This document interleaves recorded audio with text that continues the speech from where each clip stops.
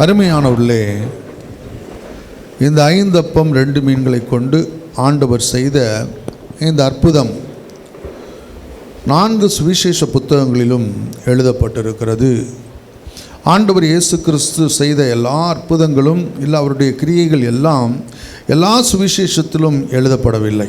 ஆனால் ஒரு சில காரியங்களை மட்டும் பரிசுத்த ஆவியானவர் 4 சுவிசேஷங்களிலும் எழுதி வைத்திருக்கிறார். அப்படிப்பட்ட ஒரு சில காரியங்களிலே இந்த 5 அப்பம் 2 மீன்கள் மத்தேயு, மார்க்கு, லூக்கா, யோவான் என்கிற 4 சுவிசேஷத்திலும் சொல்லப்பட்டிருக்கிறது. ஏனென்றால் தேவனுடைய பார்வையில் அந்த காரியம் முக்கியமானதாக இருந்ததினாலே ஆண்டவர் 4 புத்தகங்களிலும் அதை எழுதி வைத்திருக்கிறார்.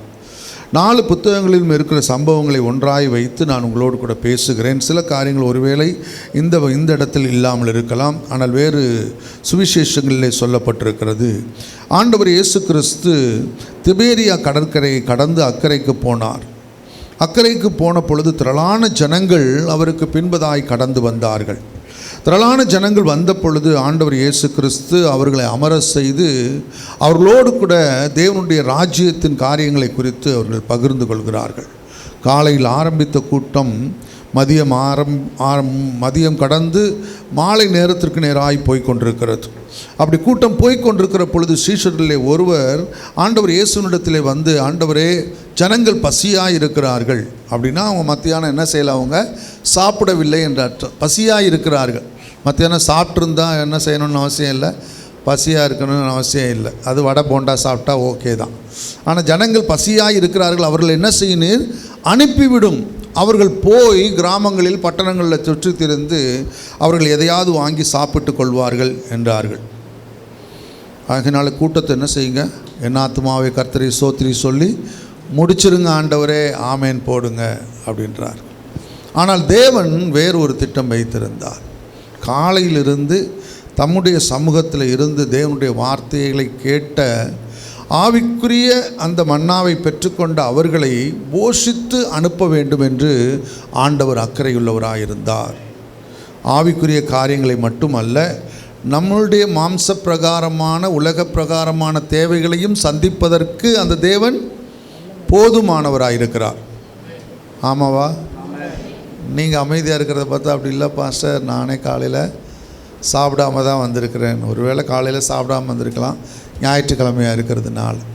தேவன் நம்மளை போஷித்து நடத்துகிறவர், நம்மளை உடுத்து வைக்கிறவர், நம்முடைய தேவைகள் இன்னதென்று அறிந்திருக்கிற ஒரு தேவன். ஆண்டவர் இயேசு கிறிஸ்து அங்கே இருந்த ஜனங்கள் மேலே அக்கறையுள்ளவராயிருந்தார். ஒரு சுவிசேஷத்தில் சொல்லப்பட்டிருக்கிறது, ஜனங்கள் வந்த பொழுது ஆண்டவர் இயேசு கிறிஸ்து மனதுருகினார் என்று சொல்லப்பட்டிருக்கிறது. இவர்கள் மேய்ப்பனில்லாத ஆடுகளைப் போல இருக்கிறார் என்று சொல்லி மனதுருகி அவர்களோடு கூட தேவனுடைய வார்த்தைகளை அவர் பகிர்ந்து கொண்டார். இப்போ ஆண்டவர் அவர்களுக்கு உணவையும் கொடுக்க ஆயத்தமானார். வேத வசனம் இங்கே சொல்லுகிறது, ஆண்டவர் இயேசு கிறிஸ்து தான் செய்ய போவதை அவர் என்ன செய்திருந்தார், அறிந்திருந்தார் என்று. அப்போ ஏற்கனவே அவர் தீர்மானித்திருந்தார்.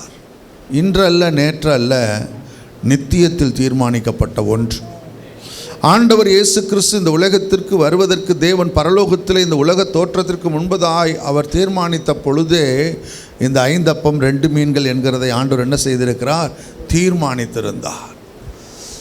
ஒரு நாள் வரும், 5000 புருஷர்கள் அடங்கின ஆண்களும் பெண்களும் பிள்ளைகளும் ஆண்டவருடைய சுவிசேஷத்தை கேட்பதற்கு வருவார்கள்.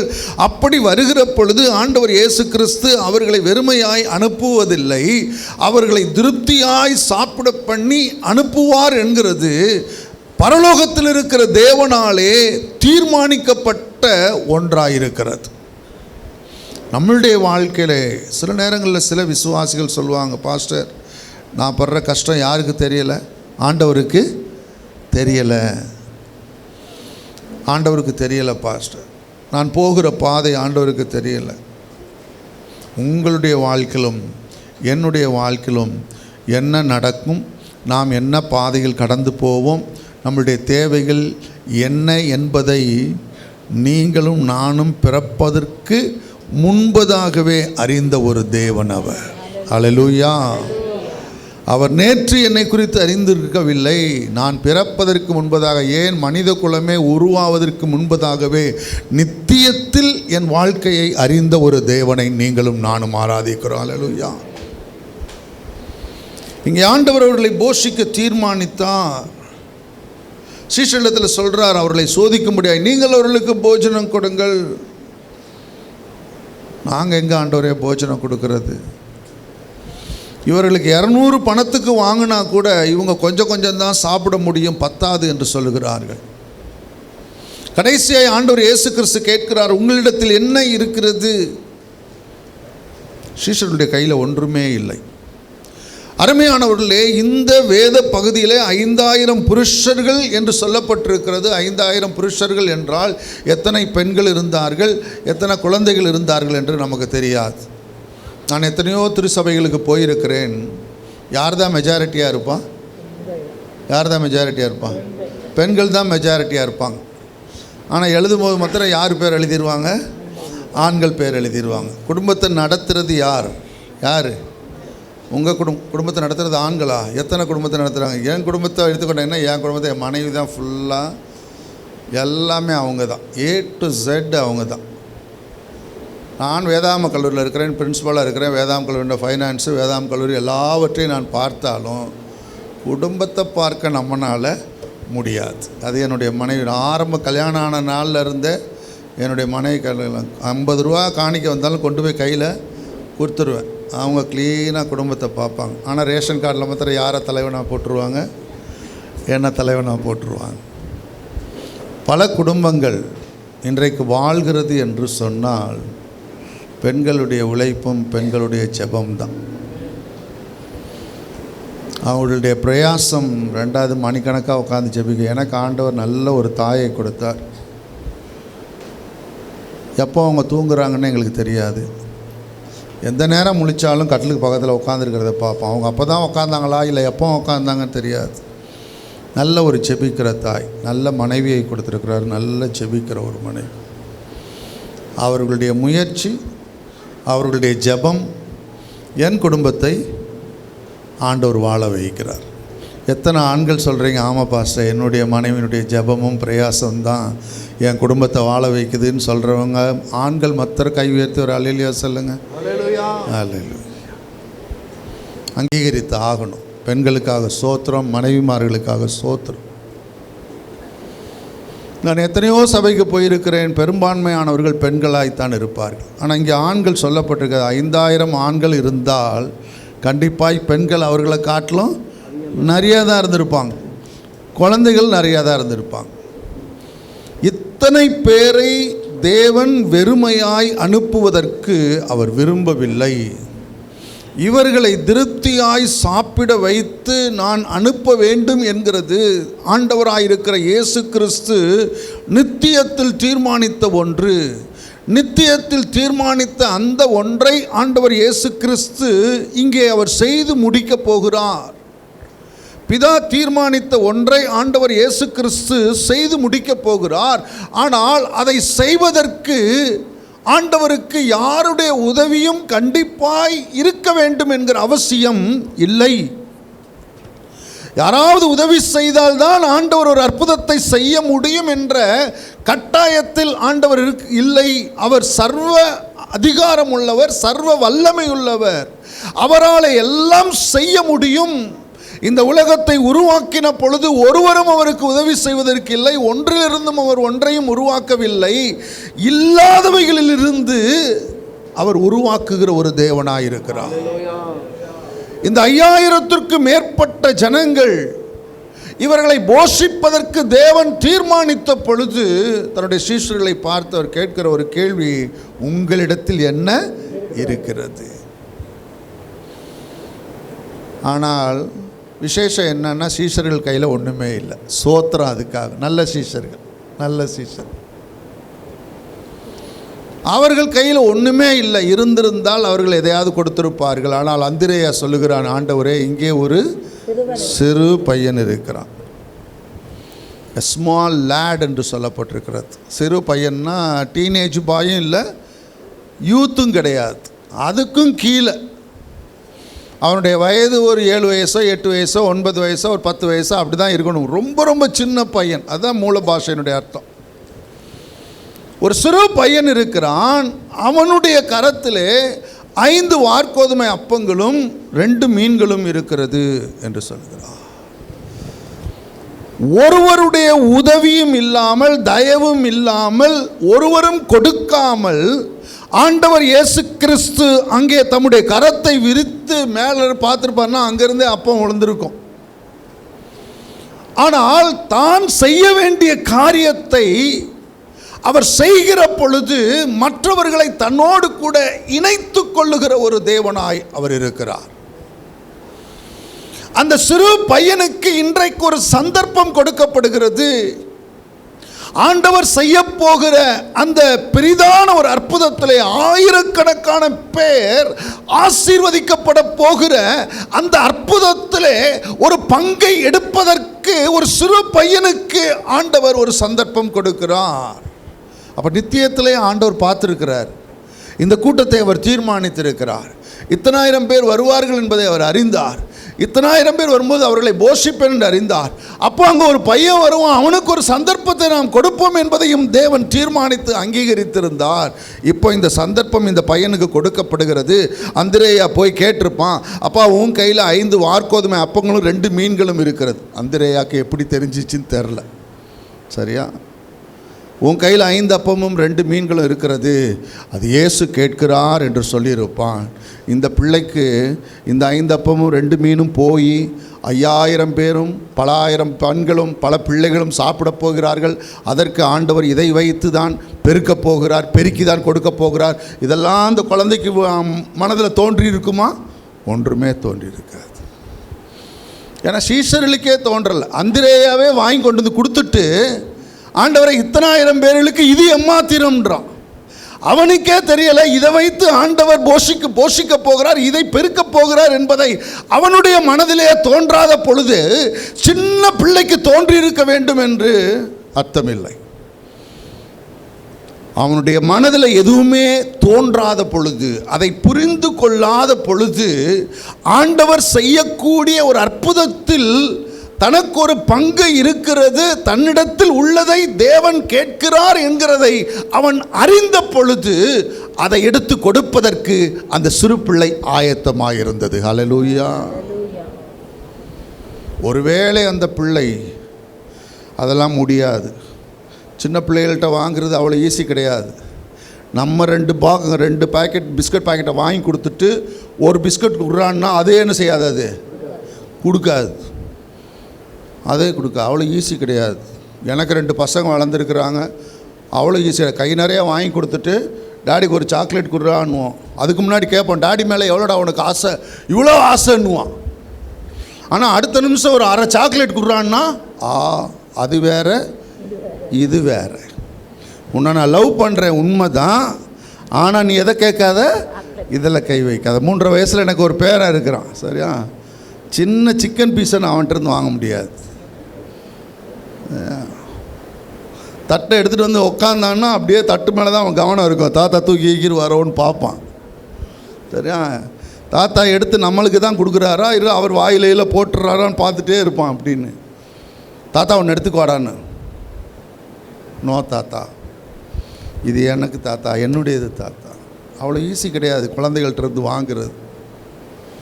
என்னைக்கோ ஒன்று ஏதோ ஒன்று பிடிக்கலன்னு வச்சுக்கொள்ளுங்க, நம்ம தலையில் கட்டிட்டு போயிட்டே இருக்குங்க அதுக்கு பாட்டில், இந்த நீயே சாப்பிடுன்ட்டு. பரலோகம் ஒன்று சந்தர்ப்பம் இந்த பிள்ளைக்கு கொடுத்த பொழுது ஒரு அற்புதத்தை பார்க்கவோ உணரவோ தீர்மானிக்கவோ முடியாத ஒரு வயதிலே இருந்தாலும் ஆண்டவர் தனக்கு ஒரு சந்தர்ப்பத்தை கொடுக்கிற பொழுது அதை எடுத்து கொடுப்பதற்கு அந்த பிள்ளை ஆயத்தமாக இருந்தது. அதனால தான் ஆண்டவர் 4 சுவிசேஷத்திலும் அதை எழுதி வைத்திருக்கிறார். அதனால தான் இந்த காலை வேளையில் நான் இயேசுவை குறித்து பேசலை, யாரை குறித்து பேசிக்கிட்டு இருக்கிறேன்? சிறு பிள்ளையை குறித்து நான் பேசி கொண்டிருக்கிறேன். இயேசுதான் இந்த அற்புதத்தை செய்தார், அதில் சந்தேகம் கிடையாது. ஆனால் அந்த அற்புதத்தை அவர் செய்வதற்கு ஒரு சிறு பிள்ளையை தன்னோடு கூட இணைத்து கொள்வதற்கு அவர் ஆயத்தமாயிருந்தார். இந்த உலகத்தில் எத்தனையோ மனிதர்கள் இருக்கிறார்கள், அற்புதங்கள் அதிசயங்கள் செய்கிற பொழுது, நல்ல காரியங்களை செய்கிற பொழுது யாரையும் சேர்த்து கொள்ளவே மாட்டாங்க. நான் கடந்த நாட்களில் ஒரு வீடியோ ஒன்று பார்த்தேன். நான் ஒரு பெரிய ஆள் ஒரு ஒரு வீரனுக்கு கப்பு கொடுக்குறார், மற்ற ஆளை தள்ளி விடுறாரு, ஃபோட்டோவில் வராதுன்னுட்டு. ஏன்னா என்ன செய்யணும், இவர் மட்டும்தான் அதை என்ன செய்யணும், கொடுக்கணும். அதான் உலகம், அதான் உலகம். ஆனால் நீங்களும் நானும் ஆராதிக்கிற தேவன் அவர் அற்புதத்தை செய்கிறார். ஆனால் அந்த அற்புதத்திற்கு ஒரு விதையாய் இருப்பதற்கு, ஒரு சிறு பிள்ளையை தன்னோடு கூட இணைத்துக் கொள்வதற்கு அவர் போதுமான ஒரு தேவனாயிருந்தார். முழு லைட்டும் என் மேலே தான் விழுகணும்னு நினைக்கிறது உலகம். முழு ஃபோக்கஸும் என்ன செய்யணும், என் மேலே தான் வரணும். முழு கிரெடிட்டும் எனக்கு தான் போகணும். முழு மகிமையும் எனக்கு தான் வரணும். யார் இதை செஞ்சான்னா நான் தான் செஞ்சேன்னு சொல்லணும். 100 பேர் அதோட சேர்ந்து செஞ்சுருப்பான், ஆனாலும் யார் தான் செஞ்சதுன்னு நான் தான் செஞ்சேன்னு சொல்லிக்கொள்ளக்கூடிய இந்த உலகத்திலே சர்வ வல்லமையுள்ள தேவன் தம்முடைய மகிமையினாலே வல்லமையினாலே ஒரு பெரிய அற்புதத்தை செய்கிற பொழுது, ஒரு சிறு பிள்ளைக்கு ஒரு சந்தர்ப்பத்தை கொடுத்து அந்த பிள்ளையை தன்னோடு கூட இணைத்து கொள்ள விரும்புகிற ஒரு தேவனை நீங்களும் நானும் சேவிக்கிறோம். இந்த சிறு பிள்ளை கொடுத்தது மட்டும் இல்லை, எல்லாத்தையும் கொடுக்க ஆயத்தமாக இருந்தான். அவன் பேரம் பேசலை. போய் அந்திரையா கேட்குற பொழுது, ஓகே 5 அப்பம் 2 மீன் இருக்குது, நீங்கள் என்ன செய்யுங்க, ஒரு 2 எடுத்துக்கங்க, ஒரு மீன் எடுத்துக்கங்க, மீதி 3ஐயும் 1ஐயும் என்ன செய்கிற நான் வச்சுக்கிறேன்னு சொல்லலை. சொல்லணும் அப்படின்னா சொல்லியிருக்கலாம். அந்த உணவு அந்த பிள்ளைக்கு கொடுக்கப்பட்டது. அவன் சாப்பிட்றதுக்கோ இல்லை யாருக்கோ கொண்டு போய் கொடுக்குறதுக்கோ எதுக்குன்னு தெரியாது நமக்கு. அந்த உணவு அந்த பிள்ளையினுடையது. ஆனால் இயேசு கேட்கிறார் என்று சொன்ன பொழுது அதை முழுமையாக எடுத்து கொடுப்பதற்கு ஆயத்தமாயிருந்தது. வேறு எந்த எண்ணமும் இல்லை. இந்த உணவை எடுத்து நான் கொடுத்தேன் என்றால் அப்போ என்னுடைய பசிக்கு நான் என்ன செய்வேன் என்கிற கவலை அதற்கு இல்லை. தன்னை குறித்து கவலைப்படாமல், தன் பசியை குறித்து கவலைப்படாமல், தன்னுடைய வயிற்றை குறித்து கவலைப்படாமல், தன் சுயத்தை குறித்து கவலைப்படாமல் அதை தியாகமாக எடுத்து மொத்தத்தையும் கொடுப்பதற்கு அது ஆயத்தமாயிருந்தது. விளைவு என்ன? எல்லோரும் திருப்தியாய் சாப்பிட்டார்கள். நான் விசுவாசிக்கிறேன், இந்த பிள்ளை அது கொடுத்ததை காட்டிலும் நிறையாவே சாப்பிட்ருக்கும்னு நான் விசுவாசிக்கிறேன். 5 அப்பம் 2 மீனை கொடுத்துட்டு அது அதுக்கு மேலேயே சாப்பிட்ருக்கும். அருமையானவர்களே, நாம் தேவனை கனம் பண்ணுகிற பொழுது நம்மை கனம் பண்ணுகிற ஒரு தேவனை நாம் சேவிக்கிறோம். இந்த ஒரு சிறு பிள்ளை, புரியாத ஒரு வயசு, அறியாத ஒரு வயசு, ஆண்டவர் இதைத்தான் செய்ய போகிறார் என்பதை அறிந்து கொள்ள முடியாத ஒரு வயதிலே இருந்தாலும் தேவன் தனக்கு ஒரு சந்தர்ப்பத்தை கொடுக்கிற பொழுது அந்த சந்தர்ப்பத்தை நேர்த்தியாய் பயன்படுத்தி கொண்ட ஒரு ஆள். அந்த பிள்ளையை தேவன் கனம் பண்ணினார். அந்த பிள்ளை ஆயிரங்களுக்கு ஆசீர்வாதமாய் மாறினது. தேவன் தம்முடைய திட்டத்தில் நம்மை இணைத்து கொள்ளுகிற ஒரு தேவன். இஸ்ரவேல் ஜனங்கள் செங்கடலுக்கு முன்னாடி வந்து நிற்கிறார்கள். முன்னாடி கொந்தளிக்கிற செங்கடல் இருக்கிறது, பின்னாடி பார்வோனுடைய சேனை துரத்தி கொண்டு வருகிறது. என்ன செய்கிறதுன்னு தெரியலை. ஜனங்கள் கதறுகிறார்கள். மோசே தேவனை நோக்கி கூப்பிடுகிறான். அப்போ ஆண்டவர் கேட்குறார் மோசேயை பார்த்து, உன்னுடைய கரத்தில் என்ன இருக்கிறது? அவன் சொல்கிறான், ஒரு கோல் இருக்குது ஆண்டவரே. உன் கோலை என்ன செய்ய? இப்போ நீட்டு. நீங்கள் நினைக்கிறீங்களா அந்த கோலை நீட்டினால தான் செங்கடல் 2ஆக பிரிஞ்சிச்சா? இல்லை நீட்டினா தான் பிரியுமா? நீட்டினதுனாலையும் பிரியலை, பிரிகிறதுக்கு நீட்ட வேண்டிய அவசியமும் இல்லை. மோசே இல்லாமல் அந்த செங்கடலை ஆண்டவர் பிரிக்க முடியும். ஆனாலும் தான் செய்யக்கூடிய அந்த அற்புதத்தில் மோசேயையும் மோசேயின் கரத்தையும் பயன்படுத்துவதற்கு தேவன் போதுமானவராயிருந்தார். கடல் 2ஆக பிரிச்ச ஒன்றை சுற்றி இருக்கிற ஆட்கள்லாம் என்ன நினச்சிருப்பாங்க, என்ன பேசியிருப்பாங்க? மோசே குச்சியை நீட்டினாரு, 2ஆக பிரிஞ்சிருச்சு, அப்படி தான் நினைப்பாங்க. ஆண்டவர் அதை பற்றி கவலைப்படுகிற தேவன் இல்லை. குச்சி நீட்டினாதான் கடல் 2ஆக பிரிஞ்சிச்சு, இந்த மக்கள் பேசினாலும் எனக்கு அதை பற்றி கவலை இல்லை. என்னுடைய வல்லமையை நான் காண்பிக்கிற பொழுது, நான் ஒரு அற்புதத்தை செய்கிற பொழுது என் மோசேயை நான் என்னோடு கூட பார்ட்னராய் இணைத்து கொள்ளுகிற ஒரு தேவன். இந்த நாள் வரைக்கும் இந்த சபையை நடத்தின தேவன் நான் விசுவாசிக்கிறேன். வருகிற நாட்களிலே இந்த சபையை ஆண்டவர் அடுத்த கட்டத்திற்கு நேராக எடுத்துக்கொண்டு போவதற்கு அவர் ஆயத்தமாகிக் கொண்டிருக்கிறார்.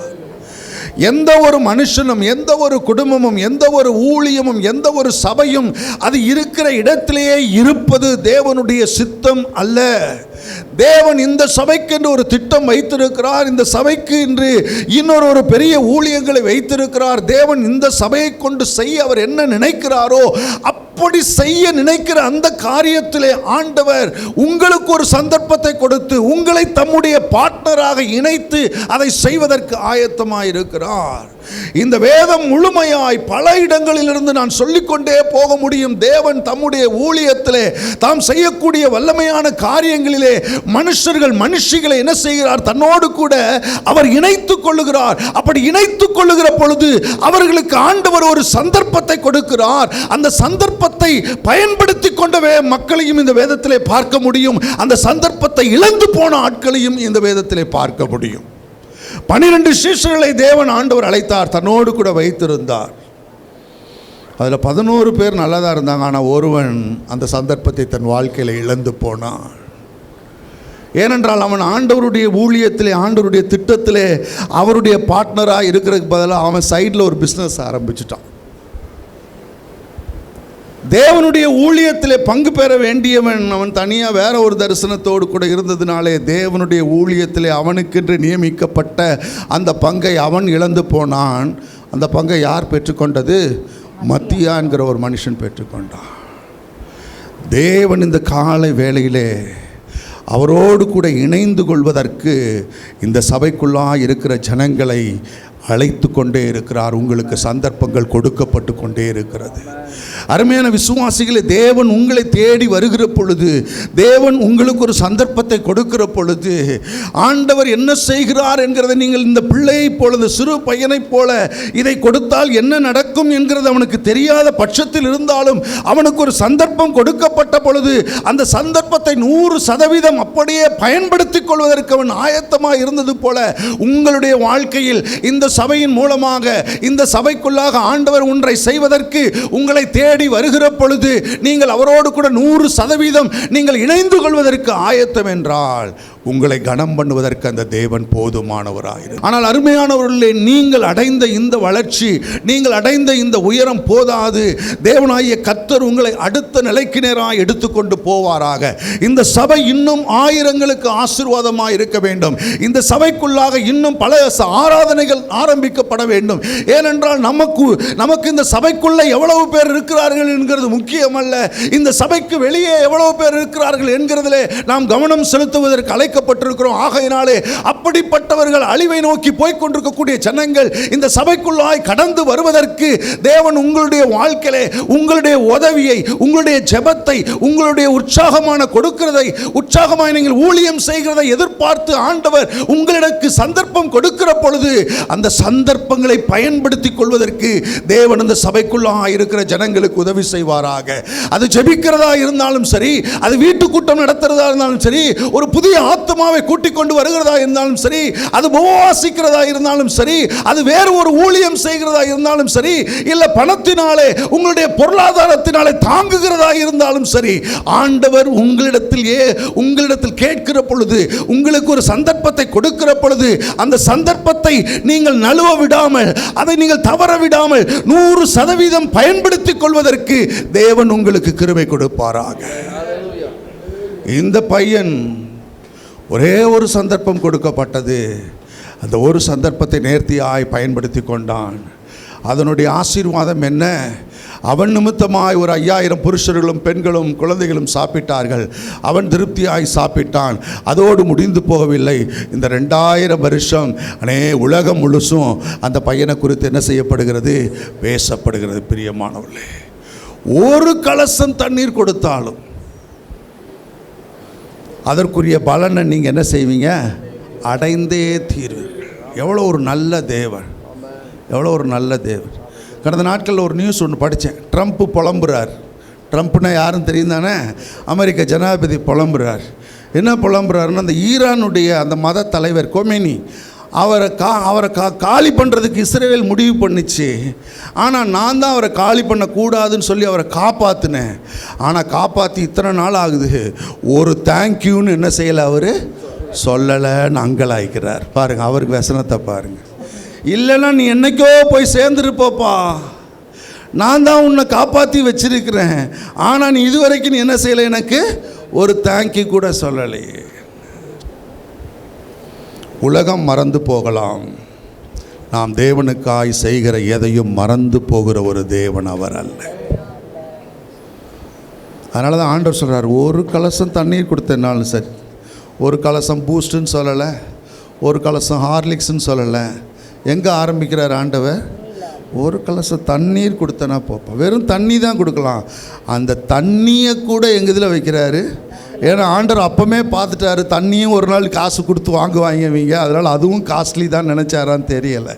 அதனால் ஒரு கலசம் தண்ணீர் கொடுத்தாலும் அதற்குரிய பலனை கொடுக்கிற ஒரு தேவன்.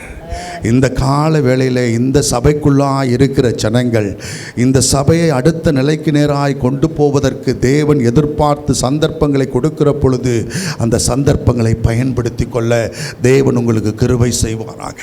இந்த சபைக்குள்ளாய் வருகிற ஜனங்கள், இந்த சபையின் ஆராதனையிலே பங்கு பெறுகிற ஜனங்கள் யாரும் ஒருத்தர் கூட வந்து வெறுமையாய் போகிறவர்களாக இருக்கக்கூடாது.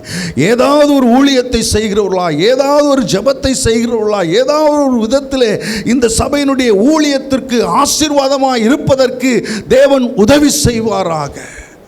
இந்த வேத பகுதியில் 5000 பேர் சாப்பிட்டுட்டு தான் போனாங்க. ஆனால் ஒரே ஒரு ஆள் தான் கொடுத்து சாப்பிட்டு போன ஒரே ஆள் தான், அது அந்த சிறு பையன் தான். இந்த சபைக்குள்ளாய் வந்து ஆசீர்வாதத்தை பெற்றுக்கொள்ளுகிற ஜனங்களாய் மட்டுமல்ல, கொடுத்து ஆசீர்வாதத்தை பெற்றுக்கொள்ளுகிற ஜனங்களாய் இருப்பதற்கு தேவன் உதவி செய்வாராக. ஹல்லேலூயா.